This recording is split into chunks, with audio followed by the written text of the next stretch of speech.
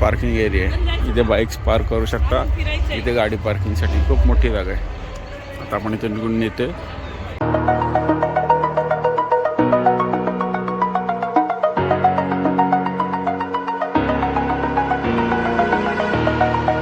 सात वाजलेत. आपण आता पोहोचलो आहे तुळापूरला. तुळापूरच्या इथे आलेलो आपण आणि इथे आहे प्रवेशद्वार. इथून आता आपण आतमध्ये जाणार आहोत दर्शनासाठी. आपण वडोबुद्रीला जाऊन सुद्धा दर्शन घेतलं आणि त्याच्यानंतर आता आले तुळापूरला. तर तुळापूरला सुद्धा आपण दर्शन घेणार आहोत. आणि ती एंट्री बघा केवढा मोठा भगवत ध्वज लावलेला आहे.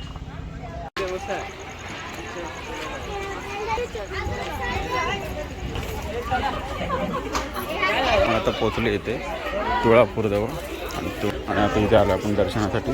आणि भाविकांची रांग बघा.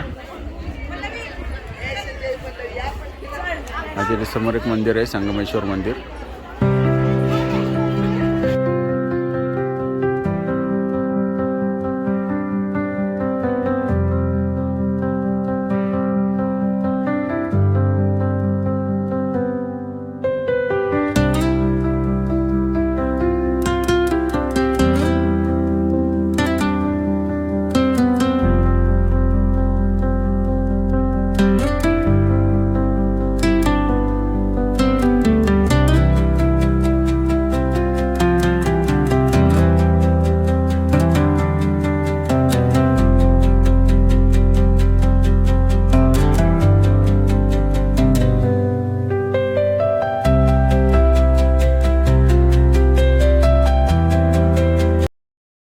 दर्शन घेऊन आलो आहे आणि खाली बघा त्रिवेणी संगम आहे, म्हणजे 3 नद्यांचा संगम असा आहे. एक अशी नदी आलेली आहे समोरून एक आणि या बाजूने अशी जॉईंट झालेली. तिन्ही नद्या एक ठिकाणी मिळाल्या आहेत म्हणून ते त्रिवेणी संगम म्हणतात. आणि खाली घाटावर जाण्यासाठी इथून पायऱ्या आहेत. आणि आता संध्याकाळ झाले असल्यामुळे काळोख आहे. पाणीसुद्धा कमी आहे.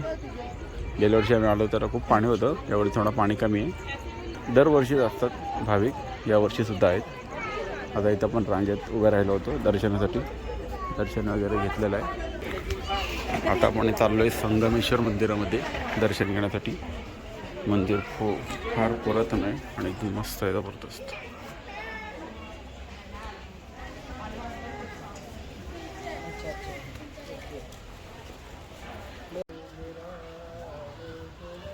तरी पण 8 वाजेपर्यंत तरी जात होतं ना.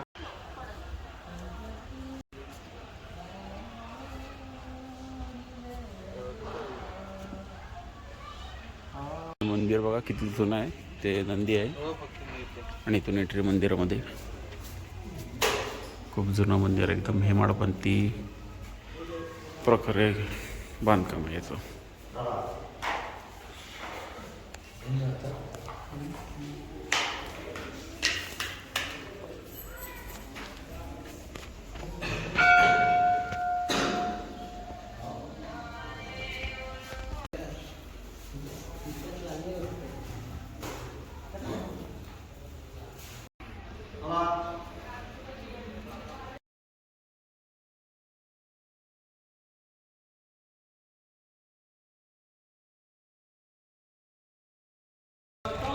भूक लागली. टाइमपास बघा काय घेतले जुन्या आठवणी. बॉबी.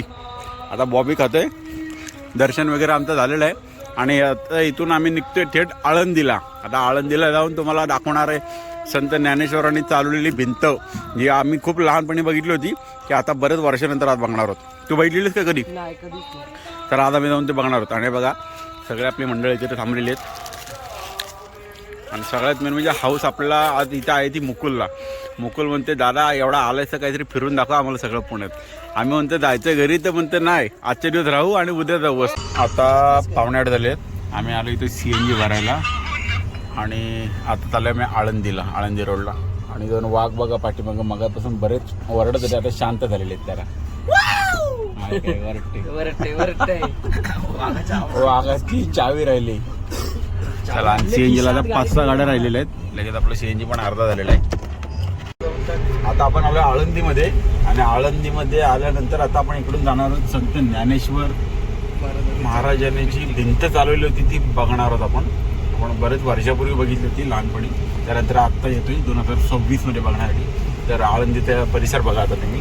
आणि आता वाजलेले संध्याकाळचे 8, तरी पण रस्त्याला थोडीफार भाविकांची सुद्धा गर्दी आहे दिसते. आणि आता बघूया आपण, मंदिर तर बंद झालं असेल पण आपण ते बाकीचं जेवढं काही बघता भिंत वगैरे किंवा अजून काही मंदिर आहे तेवढं बघूया. आणि इथे चौकात बघा कसे मस्त पुतळे लावलेले.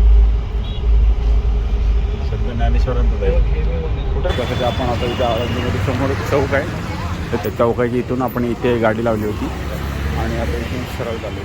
समोर बघा तुम्हाला दिसतं इथून श्री संत ज्ञानेश्वर महाराजांनी चालवलेली भिंत, तर ही भिंत आपण बघायला लावली. आणि श्री संत ज्ञानेश्वर महाराज संस्थान कमिटी आळंदी देवाची.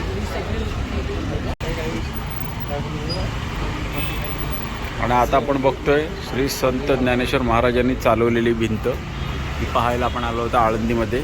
बघा केवढी मोठी आहे भिंत, खूप मोठी आहे भिंत ही.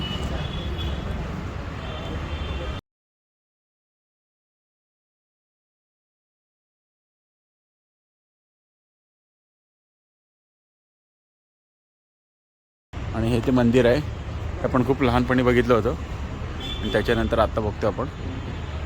खूप जुनं मंदिर आहे आणि श्री संत ज्ञानेश्वर पादुका सुद्धा इथे आहेत आतमध्ये.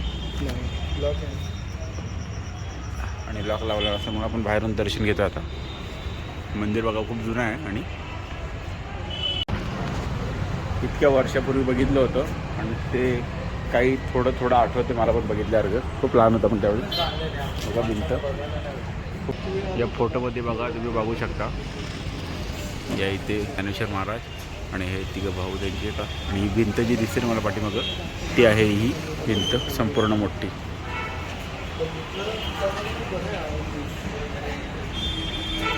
आणि आपण इथून आता जाऊ समोरच्या मंदिरामध्ये, कालभैरव मंदिर, तिथे सुद्धा दर्शन घेऊया.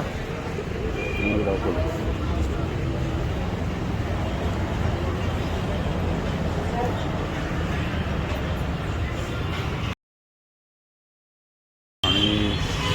इथे आपण आता मंदिरात आलो, कालभैरवाच्या मंदिरात. बाजूला तिथे आहे ती भिंत आहे. आणि इथून हा दिसते समोर चौक आहे तो आळंदीमध्ये. आपण तुम्ही जेव्हा ह्या चौकात याल चौकाच्या बरोबर बाजूलाच इथे तुम्हाला ते मंदिर दिसेल बघायला या साईडला. चला तर मग आपण आता इथून चालले पुन्हा एकदा बाहेर. आणि बघा जुनं मंदिर आहे, मस्त वाटलं एकदम पडून, मन प्रसन्न झालं.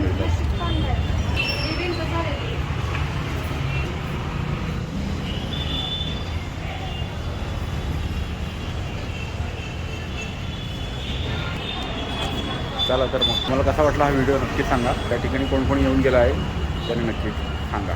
चला तर मग आळंदीमध्ये आल्यानंतर हे ठिकाण तुम्ही नक्की बघा. आता इथून आपण निघालोच पुन्हा आणि आपली 4 माणसं बसलेलीत गाडीजवळ. तिथं गाडीची वाट बघतात, कंटाळलेत ते खूप ट्रॅव्हल करून. आणि आजूबाजूचं मार्केट बघा. आता पण आता आळंदीमध्ये एका कॉर्नरला तिथं आपलं दिसतं मोठं तुळशी वृंदावन. तर आपण ते तुम्हाला दाखवतो. तुळशी वृंदावनवर कसलं भारी एकदम बघा, केवढं मोठं आहे बघा. इथे कसलं मस्त सीन आहे एकदम. तुळशी वृंदावन आहे एकदम मोठं, चौकातच लावलेलं आहे. आणि इथे ढोलकी, वीणा आणि तबला, वाजापेटी, टाळ हे सर्व इथे लावलेलं आहे. खूप जबरदस्त आहे. आणि हा चौक आपण चौकात तिथे गाडी लावली आणि इथं आले बघण्यासाठी खास. आता आपण जाऊया परत पुन्हा गाडीकडे. चला. शंभर बघा, एक राम भरोसे वडापाव सेंटर. आणि आळंदीमध्ये आल्यानंतर एकदम प्रसन्न वाटते मन. खूप छान आहे परिसर. आणि इथून आता समोर तुम्हाला मी नदी दाखवतो. नदी बाजूचा परिसरसुद्धा बघा. आणि आता इथं नदी काठावर आलो आहे आणि इथून दिसणारा परिसर बघा. खूप मोठा दरवाजा आहे. त्यानंतर ही आपण आता इथं नदी काठावर आलो. कबुतरांना खाण्यासाठी हे टाकले गहू वगैरे. आणि बघा समोर एक स्तंभ आहे, लाईट लागले तिथं. आणि नदी आहे, आधी पब्लिक आहे तिथे. आणि बघा किती वारकरी किंवा जे आपले भक्त असतात ते सर्व इथे आहेत लोक वस्तीला. आणि आजचा सीन खूप जबरदस्त आहे इथला. मित्रांनो तुम्हाला ही जी समोर दिसते ही आहे इंद्रायणी नदी. आणि आपण आता इथून आळंदीतून ते पुन्हा पुण्यामध्ये, कारण आपल्याला तर जायचं आहे उद्या सकाळी महाडला. चला तर मग निघूया. तुम्ही ऐकला असेल शाहीर आहे कधी, आमचा शाहीर भोसरीचा. भोसरी म्हणजे पुणे. आपण आलोय शाहीर भोसरी यांच्या गावामध्ये. भोसरीचे जे आहेत शाहीर त्यांच्या इथे आपण आता आलेलो आहेत पुण्यामधील भोसरीला. बघा भोसरीचा एरिया बघा.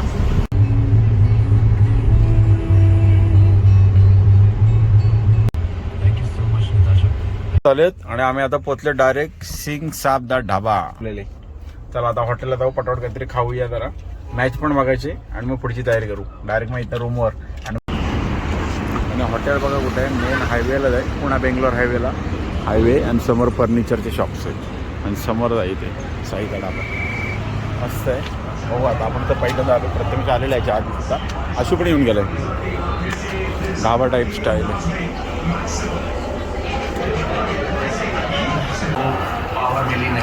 आज आम्ही आलो इंडिया आणि न्यूझीलंडची मॅच बघायला. ती पण लावलं तरी पण प्रोजेक्टर लावलं हॉटेलला आलो ती सिंग ढाबाला. मॅच बघायला एक नंबर गाव काय परफेक्ट. घरी आपण टी व्ही बघणार होतो त्याची इथं बघायला भारी होतं. अशू आमचा मेन खास क्रिकेट बघणारा. IPLची फायनल मॅच आता संपायला आले, ऑलरेडी 8 विकेट झालेले आहेत आणि फायनल